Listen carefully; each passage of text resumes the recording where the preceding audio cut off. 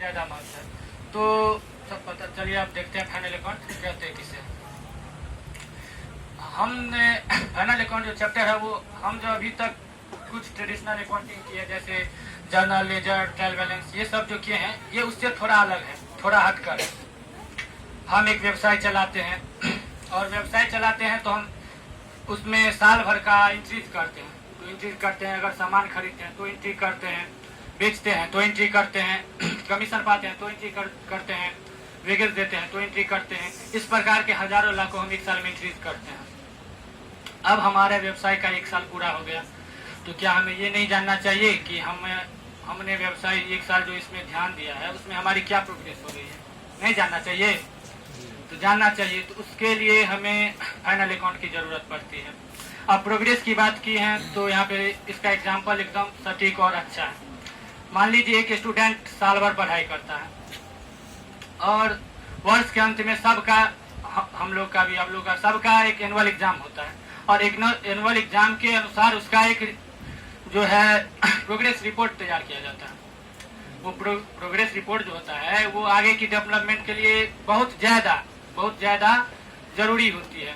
और मान लीजिए अगर हमारे गार्जियन उस प्रोग्रेस रिपोर्ट को देखेंगे नहीं तो उनको पता चलेगा कि हम क्या कर रहे हैं और नहीं कर रहे हैं।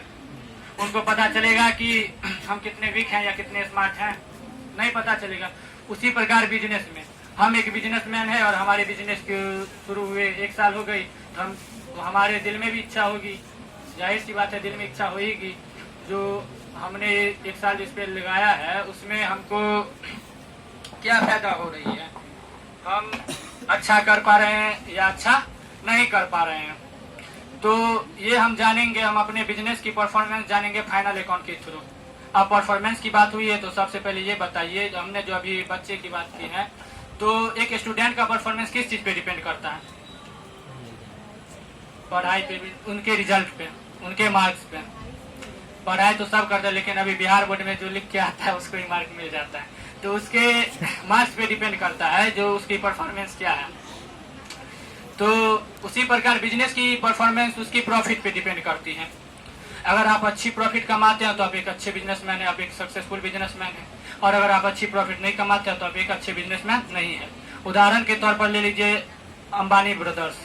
मुकेश अंबानी एक अच्छे बिजनेसमैन है क्योंकि वो अच्छी प्रॉफिट कमाते हैं और वहीं पे दिवालिया घोषित हो गए अनिल अंबानी।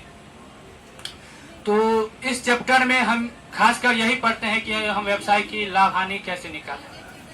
और इस चैप्टर में सिर्फ यही नहीं, और हम ये भी जानते हैं कि सिर्फ अच्छे लाभ कमाने वाला ही एक अच्छा और एक सक्सेसफुल बिजनेसमैन नहीं होता है। प्रॉफिट तो एक इम्पोर्टेंट फैक्टर है ही बिजनेस का, लेकिन ये भी एक इम्पोर्टेंट फैक्टर है कि हम अपने एसेट्स और लायबिलिटीज का मैनेजमेंट कैसे करते हैं। हमारे पास जो मान लीजिए मशीन है, बिल्डिंग है, कस्टमर है, हम उनका मैनेजमेंट कैसे करते हैं। हम उनसे समय समय पे पैसा ले पाते हैं या नहीं। और एक दूसरी भी चीज है पोजीशन। हमारे पास कौन कौन सी एसेट्स है, हम उसका मैनेजमेंट कैसे करते हैं, हमारे ऊपर कितनी लायबिलिटीज है और कितनी कैपिटल है। तो इस प्रकार हम फाइनल अकाउंट को ऐसे भी कर सकते हैं। व्यवसाय की वित्तीय स्थिति जानने के लिए तथा लाभ हानि को निर्धारित करने के लिए एक लेखा तैयार किया जाता है जिसे फाइनल अकाउंट कहते हैं। फाइनल अकाउंट एक तरह से समझिए कि व्यवसाय का एक महत्वपूर्ण अंग है, हिस्सा है। विदाउट फाइनल अकाउंट हम ये जानेंगे ही नहीं कि हम अपने व्यवसाय में किस स्टेज पे हैं, हमारी प्रोग्रेस क्या है, हम लाभ ज्यादा कमा रहे हैं या हानि ज्यादा कमा रहे हैं, ये हमें फाइनल अकाउंट से पता चलता है। अब फाइनल अकाउंट बनाया कैसे जाता है? तो फाइनल अकाउंट जो है वो ट्रायल बैलेंस में दिए गए मदों के अनुसार बनाया जाता है। एक उदाहरण है, मान लीजिए व्यवसाय एक वृक्ष की तरह है। व्यवसाय को हम एक वृक्ष मान लिए, उसके जड़ हो गया जर्नल, जो 11th में हम पढ़ते हैं, जर्नल, लेजर, ट्रायल बैलेंस। और उसका जो तना हो गया वो लेजर और ट्रायल बैलेंस हो गया। और परिणाम रूपी जो जब वृक्ष बड़ा होता है तो उसमें फल लगते हैं, फल उगते हैं। तो परिणाम स्वरूप जो फल लगते हैं, उगते हैं, वो हमारा फाइनल अकाउंट हो गया। अब ये वृक्ष ऐसे आप भूलिएगा, जो अब ये वृक्ष आप व्यवसाय को कैसे बना दिए। तो चूंकि final account ledger trial balance में दिए गए मदों के अनुसार बनाया जाता है। अब ट्रायल बैलेंस कैसे बनाया जाता है? तो ट्रायल बैलेंस लेजर में दिए गए मदों के अनुसार बनाया जाता है। अब फिर लेजर कैसे बनाया जाता है? तो लेजर जर्नल में दिए गए मदों के अनुसार बनाया जाता है। जिस प्रकार ये कहना गलत नहीं है कि व्यवसाय एक वृक्ष की तरह है और उसका जड़ जर्नल और उसकी तना लेजर और ट्रायल बैलेंस और उसका फल फाइनल अकाउंट हो गया। अतः फाइनल अकाउंट के लिए ट्रायल बैलेंस भी जरूरी है, जर्नल भी जरूरी है, लेजर भी जरूरी है। अब हम बात करेंगे कि फाइनल अकाउंट, देखिए जब कुछ बनाते हैं हम तो उसका कुछ ना कुछ उद्देश्य होता है। हम कुछ बिना कुछ पर्पस के हम कुछ करेंगे ही नहीं, तो उसका उद्देश्य होता है फाइनल अकाउंट का उद्देश्य हमको हमारी स्थिति पता चल जाएगी जो हम किस स्टेज पे हैं, हमको हमारी व्यवसाय की लाभ एवं हानि का पता चल जाएगा, और फाइनल अकाउंट हमें भावी क्रियाकलापों को का आधार देता है। और फाइनल अकाउंट जो पक्षकार वित्तीय विवरण में अपना हित रखते हैं उनको वो विश्वसनीय एवं पर्याप्त सूचना देता है कि आपको कैसे करना है, क्या करना है। अब फाइनल अकाउंट में क्या चीज बनते हैं? तो फाइनल अकाउंट में हम दो चीज बनाते हैं, एक अपना प्रॉफिट का कैलकुलेशन करते हैं, दूसरा अपना पोजीशन का कैलकुलेशन करते हैं। 11वीं में फाइनल अकाउंट में तीन चीज बनते हैं, प्रॉफिट का कैलकुलेशन, ट्रेडिंग अकाउंट का कैलकुलेशन और पोजीशन का कैलकुलेशन, यानी बैलेंस शीट का कैलकुलेशन। अभी थोड़ी देर पहले सबके मन में ये बात दौड़ रही होगी कि पोजीशन होती क्या है। तो पोजीशन हमारी एसेट्स, लायबिलिटीज और कैपिटल हो गई। तो अगर हम बात करें प्रॉफिट की, तो प्रॉफिट अकाउंट का सबसे इजी स्टेप है, प्रॉफिट अकाउंट का सबसे इजी स्टेप है। अब प्रॉफिट कैसे निकलती है उसको थोड़ा हम समझा देते हैं बोर्ड। तो ये हो गया, इसमें सर का इनकम बस इंस्टीट्यूट से एक फीस है, फीस ही उनका इनकम है। तो मान लीजिए सर मंथली फीस इनकम करते हैं 10,000, तो उनका ईयरली हो गया इनकम 1,20,000। तो 1 लाख सर का फीस से इनकम 1 लाख, ये मंथली नहीं है, ईयरली है। तो फीस से इनकम हो गया सर का 1,20,000। तो क्या सर का यही हो गया प्रॉफिट? सर का प्रॉफिट यही हो गया? ये बता सकते हैं? ये नहीं हुआ सर का प्रॉफिट। अब देखिए, अगर सर को इनकम हो रहा है तो सर उसका कुछ एक्सपेंस भी करते होंगे। तो मान लीजिए इलेक्ट्रिक लगी है तो उसका बिल पेमेंट करना होगा, तो उसका बिल का पेमेंट ले लीजिए, मान लीजिए 1,000 उसका ले लेता है या 1,000। अब इसमें देख लीजिए जो लगभग हर महीने में या 2 महीने पे 3 महीने पे प्रिंटिंग वगैरह होती रहती है, उसका भी ईयरली एक्सपेंस जोड़ लेते हैं 10,000। तो प्रिंटिंग का हो गया 10,000। अब थोड़ा बहुत रिपेयर्स का तो उसका जोड़ लेते हैं, क्योंकि बहुत रिपेयर्स होती रहती है कोचिंग पे, तो रिपेयर्स का इनकम जोड़ लेते हैं 10,000। मान लीजिए 3,000 लेते हैं, 3-4 हज़ार लेते हैं यहाँ पे महीना का, तो मान लीजिए 50,000 ईयरली रेंट देते हैं सर। तो सर का इनकम हुआ 1,20,000 और एक्सपेंस देखिए 50, 60, 70, 71,000।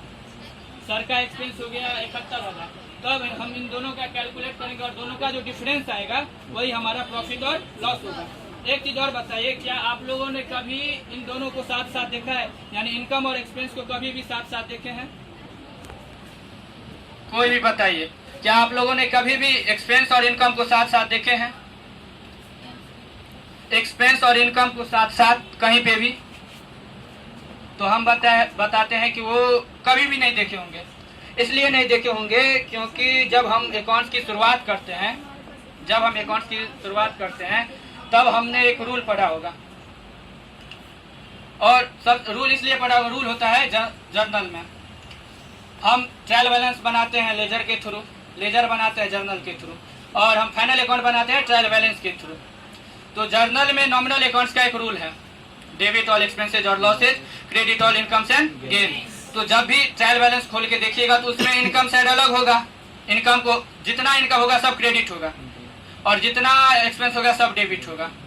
तो ये हम शुरुआत में ही ये रूल याद कर लेते हैं और पढ़ लेते हैं, इससे हमको इसको मिक्स करने का कोई जरूरत नहीं पड़ता और इसको अलग करने का भी हमको कोई जरूरत नहीं पड़ता है।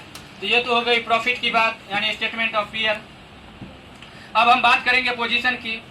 तो ट्रायल बैलेंस में सिर्फ इनकम और एक्सपेंस ही नहीं ना रहता है, उसमें कुछ एसेट्स रहता है, लाइबिलिटीज रहती है और कुछ शेयर कैपिटल रहता है। तो या इसको हम यूं भी कह सकते हैं कि पीएल अकाउंट बनाने के बाद, स्टेटमेंट ऑफ पीएल अकाउंट लाभ हानि खाता बनाने के बाद जो बाकी मद रह जाता है उसको हम पोजीशन यानी अपना एसेट्स, लाइबिलिटीज और शेयर कैपिटल, कुछ कैपिटल कर सकते हैं। और इस सब को दर्शाने के लिए हमको एक और खाता बनाना पड़ता है, एक स्टेटमेंट बनाना पड़ता है, चिट्ठा बनाना पड़ता है, उसको हम बैलेंस शीट कहते हैं। नाम भी कितना अच्छा है, जितना बैलेंस बच गया उसको बनाने के बाद उसको इस बैलेंस शीट में रख कैलकुलेशन कर दीजिए। तो ये हो गया बैलेंस शीट। तो बैलेंस शीट बनाया कैसे जाता है? तो बैलेंस शीट बनाने के लिए उसमें दो पक्ष होते हैं। पहला होता है, एक होता है इक्विटी एंड लायबिलिटीज और दूसरा होता है एसेट्स। इक्विटी और लायबिलिटीज बनाने के लिए उसमें 5 शीर्षक होते हैं, जिसमें पहले पे आता है शेयर कैपिटल। शेयर कैपिटल का मतलब अंश पूंजी। अभी अंशों के बारे में तो सब जाने होंगे, ट्वेल्थ का इशू ऑफ शेयर था, उसमें सब विस्तार पूर्वक अंश के बारे में बता दिए थे, शेयर कैपिटल किसे कहते हैं और प्रेफरेंस शेयर कैपिटल किसे कहते हैं। जिसमें 2 तरह के पूंजी को लिखा जाता है, शेयर कैपिटल और प्रेफरेंस शेयर कैपिटल। उसके बाद आता है रिजर्व एंड सरप्लस। इसमें रिजर्व एंड सरप्लस में विभिन्न प्रकार के लाभों को लिखा जाता है। लाभ में जैसे जनरल रिजर्व, कैपिटल रिजर्व और पीएल अकाउंट में हुए लाभ, पीएल जिसको क्रेडिट होता है, उसका सिक्योरिटीज प्रीमियम, शेयर फॉरफीचर, ये सब हमारी लाभ होगी जो जनरल रिजर्व में चलती हैं। अब बात करेंगे करेंट लायबिलिटीज की। करेंट लायबिलिटीज में चालू दायित्व, उसमें अल्पकालीन दायित्व हो गई, क्रेडिटर्स, बिल्स पेबल और एडवांस इनकम, आउटस्टैंडिंग एक्सपेंसेस। अब हम बात करेंगे प्रोविजन की।